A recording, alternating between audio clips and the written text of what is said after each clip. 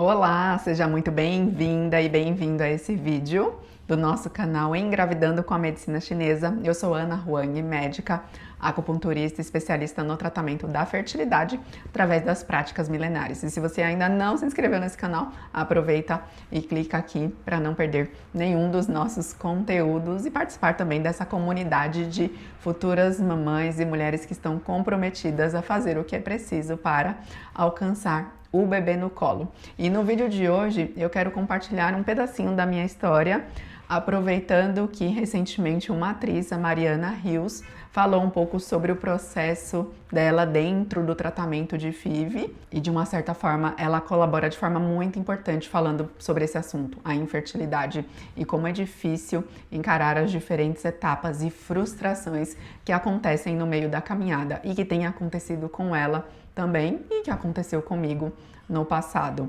Em relação ao processo de compartilhar informações sobre quero engravidar e tenho dificuldade, descobri que tenho uma endometriose e ainda não consegui o meu positivo, ou ainda vou fazer um tratamento de FIV, fiz um tratamento de FIV e não deu certo, não existe certo e errado em relação a nenhum desses caminhos. Você pode compartilhar ou não com quem você se sentirá à vontade, ou com quem você acredita que vai oferecer o devido acolhimento.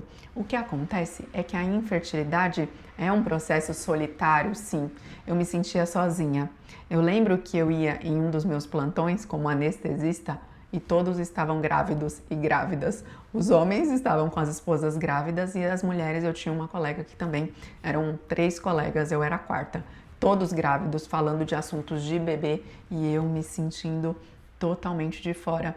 E eu vou abrir meu coração aqui com vocês e falar o seguinte: eu não contava para eles sobre os meus tratamentos de FIV, porque eu fiz alguns e eles estavam acontecendo naquele momento porque eu tinha vergonha.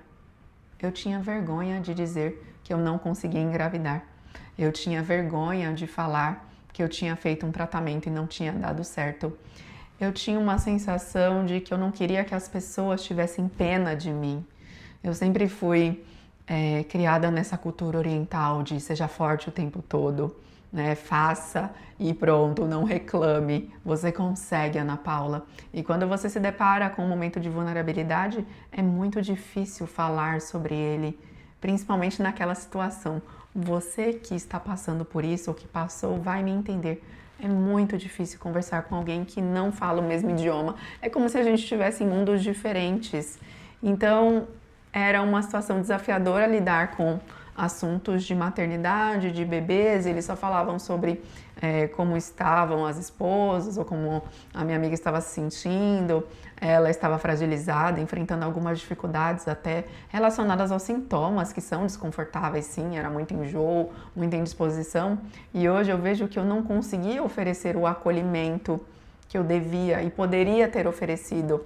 Mas eu também não me culpo por isso, porque eu tinha uma ferida e quando entrava nesse assunto, essa ferida sangrava. Às vezes ela estava ali cicatrizada, mas às vezes ela sangrava. E falar sobre esse assunto fazia com que essa ferida ela doesse um pouquinho mais. Então eu evitava e eu ficava cada vez mais no meu mundo introspectivo e lidando com isso de forma solitária. Muitas vezes é até difícil compartilhar com o marido, porque ele também não entende. E, aliás, toda a repercussão de hormônios para engravidar, estou aplicando as injeções, tudo isso acontece no nosso corpo, não é? Então, o homem ele não tem também muita noção de quão profundo é isso. E a maternidade, ela cobra da mulher, a sociedade cobra da mulher. Quando vem o filho? Quando vem os bebês, Ana? E quando me faziam essa pergunta, eu pensava, como devo responder? Vou contar mais uma mentirinha? Eu falava assim, dependia do dia, tá? Vou falar uma coisa, dependia do dia. Às vezes eu falava assim, por enquanto não. E aí era uma mentira, porque eu tava naquela guerra para engravidar. E para outras pessoas eu falava simplesmente assim, quando Deus quiser, os bebês vão vir. E era isso. porque eu não me sentia à vontade de falar com todas as pessoas. E quando você vai ouvindo comentários do tipo, eu sinto que existe uma tendência da gente compartilhar mais no início da caminhada. E a gente fala sobre os tratamentos, e se tem um diagnóstico aqui ou ali a gente comenta, mas de acordo com as respostas que a gente ouve das diferentes pessoas, familiares e amigos, a gente vai se trancando nesse casulo. E aí a gente vai ficando cada vez mais sozinha. Isso aconteceu com você? Comigo, sim. Então eu compartilhava com a minha família, mas eles foram sempre muito gentis em relação a ai, você vai conseguir, Ana, você é super determinada e focada, essa é a minha personalidade, mas não tem a ver com isso, não tem a ver com pagar e ter o bebê, ou fazer uma FIV e ter o bebê, ou só ser determinada. É necessário ter muita paciência e fé para acreditar que esse sonho vai acontecer no momento certo, e não é quando a gente decide. Eu percebi isso ao longo dos meus tratamentos. Foram 2 anos dentro desse processo para engravidar, 5 tratamentos de FIV, até alcançar a minha tão sonhada gestação, que resultou nos meus filhos. Foi uma gestação gemelar difícil, de alto risco, com muitas complicações, mas eles chegaram ao mundo com 34 semanas, através de um parto cesárea. Eu fiquei muito tempo de repouso por conta das complicações que eu tive, sangramentos, e coloquei pessário, e o colo encurtou, e a placenta estava baixa, e foi diabetes gestacional, mas no final, chegou uma hora que quando eu tinha sangramento eu pensava, gente, tá entregue, Deus tá com você, porque a minha parte eu fiz, então eu tentava me acalmar dessa forma, entregando, soltando, e inclusive eu falo que um dos pontos que eu vejo como determinantes para o meu sucesso foi esse. A partir do momento em que eu parei de programar e achar que eu controlava e que eu decidia e que eu fazia que ia fazer FIV nesse mês e transferir naquele outro mês, nada disso aconteceu no meu processo. Então eu tirei o último ano, que foi o ano em que eu engravidei, eu pensei assim, pronto, esse vai ser o ano que eu vou me dedicar para engravidar, não importa em qual mês. E também fiz com que a minha vida não parasse tanto, porque a vida para a gente fazer ultrassom, para ver se esse é um ciclo bom ou não. Será que tem transferência? Será que o meu endométrio vai estar ok? Na espessura adequada? Todas essas perguntas acontecem no meio da caminhada e a gente não tem resposta. Então eu entreguei, eu desapeguei. Uma das palavras que me trouxe sucesso foi essa, desapego. Ana Paula, você não controla nada. E falando sobre esse assunto de devo compartilhar sim ou não, não existe resposta certa. Hoje uma paciente me contou o caso de alguns familiares que são médicos, então ela não contou da parte do esposo, ela não contou porque ela não queria ouvir opiniões de médicos, porque médico sempre gosta de falar, ah, mas você não tá fazendo, por que você não vai naquele médico, você já fez tal exame, médico gosta de dar pitaco, mesmo na área que ele não entende. Então para evitar essa cobrança, ela não contou, mas aí a notícia se espalhou e eu falei o seguinte, agora é hora da gente não ter mais aquela conversa de WhatsApp. É hora da gente sentar de frente para o outro, porque essa é uma conversa que a gente faz olhando nos olhos da outra pessoa para ela entender a complexidade que é estar em um processo de infertilidade, de dificuldade para engravidar e em um tratamento de FIV. A pessoa precisa olhar para você e entender lá no fundo dos seus olhos como você se sente, e isso não acontece em uma conversa de celular. Então é hora sim de você chamar essas pessoas, já que estava aquele turbilhão de notícias e de acho isso, acho aquilo, conversa. Uma conversa amigável, acolhedora de pessoas que te amam e certamente vão entender e vão te acolher.